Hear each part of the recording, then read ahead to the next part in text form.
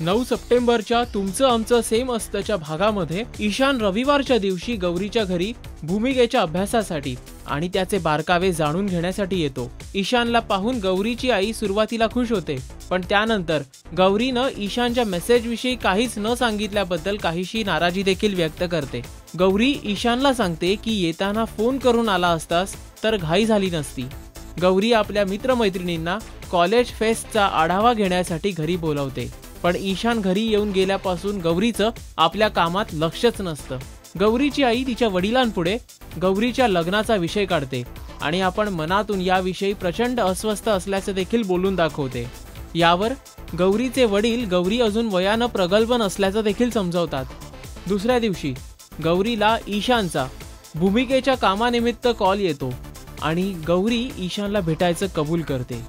तुमचं आमचं सेम असतं या मालिकेचे लेटेस्ट अपडेट्स आम्ही तुम्हाला रोज देत राहणार आहोत। त्यासाठी पाहत रहा राजश्री मराठी।